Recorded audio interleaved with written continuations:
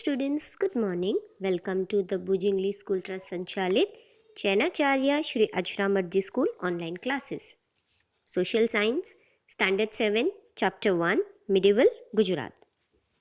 Let's continue with page number 4.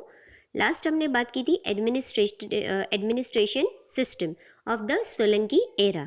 Now let's continue with architecture and cultural. Many people followed Shaivism in Gujarat during the Solanki era.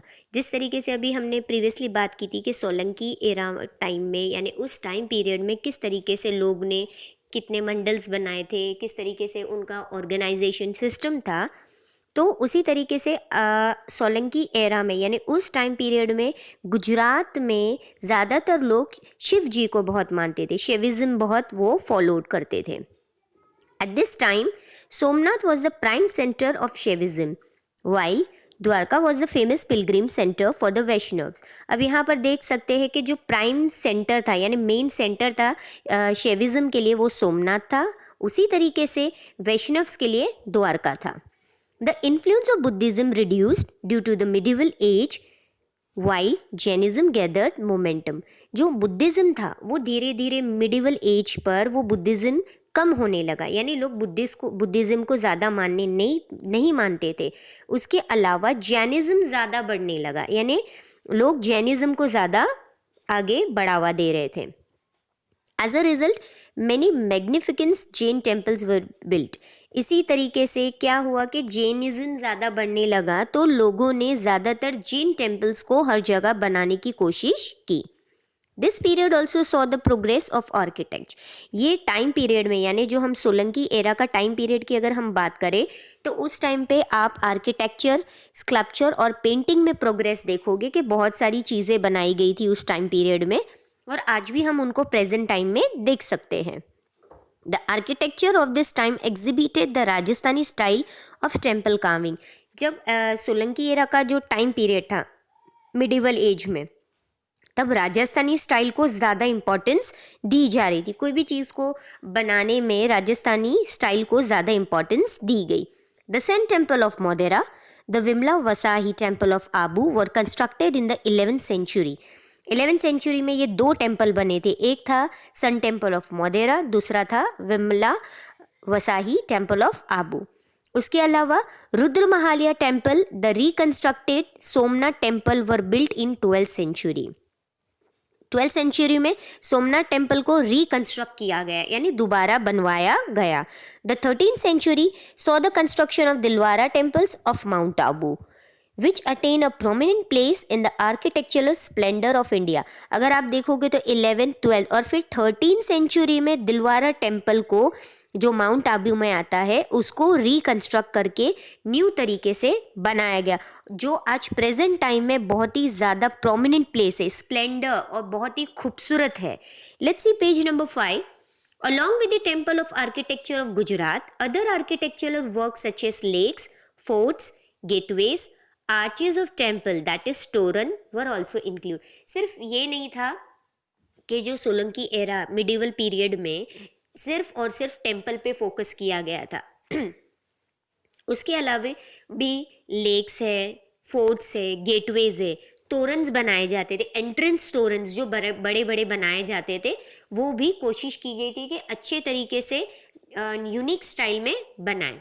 Among all the Kirti तोरन्स, the कीर्ति तोरण of Vadnagar is very famous. जितने भी कीर्ति तोरन्स जो तोरन्स बनाए गए थे उसमें से सबसे ज़्यादा वडनगर का कीर्ति तोरण फेमस है. Manuscript were usually written on the palm leaves. तातपत्रा, इससे प्रीवियसली आपको पता होगा तातपत्रा, भोजपत्रा के बारे में हमने डिस्कस भी किया था. तो मैन्यूस्क्रिप्ट उसी पे लिखी जाती थी, पाल्म लीव्स पे लिखी जाती थी.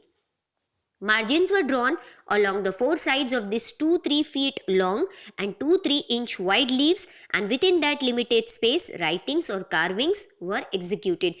मार्जिन्स हम जिस तरीके से बनाते हैं तो दोनों तरफ से वाइड यानी लेंथ वाइज भी और ब्रॉड वाइज भी, लीव्स के बीच के हिस्से में लिमिटेड स्पेस जो जितना बच जाता था, चारों साइड कॉर्नर्स करके बीच के हिस्से में राइटिंग्स से लिखा जाता था या तो ड्राइंग बनाई जाती थी. Beside this, a lot of literary work of Jainism was accomplished during the Solanki era like the Dvayashraya ग्रंथ, बहुत सारी literature work means writing work लिखे गए थे, किताबें लिखी गई थी, एकम्प्लिश हुई थी।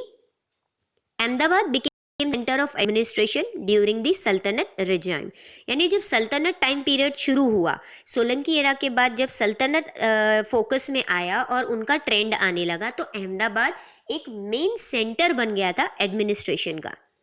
Many books were written in Persian, उनके लैंग्वेज पर्शियन लैंग्वेज में बहुत सारी किताबें भी लिखी गई थी।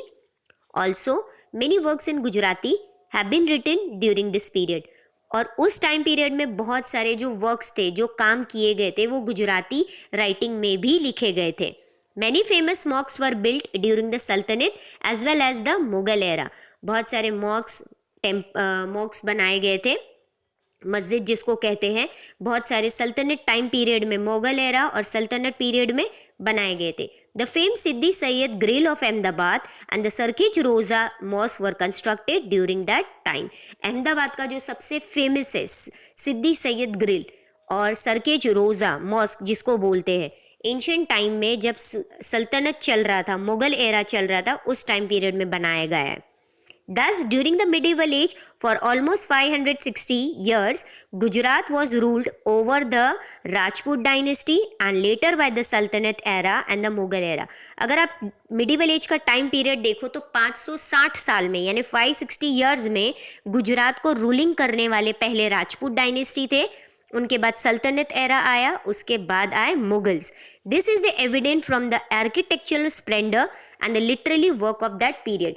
अब हमने देखा बहुत सारे ये एविडेंट है, ये प्रूफ है कि एंशियंट टाइम में किस तरीके से आर्किटेक्चरल वर्ल्ड बहुत ही खूबसूरत तरीके से बनाया जाता था और लिटरेचर वर्क भी उस टाइम पीरियड में लिखा जाता था।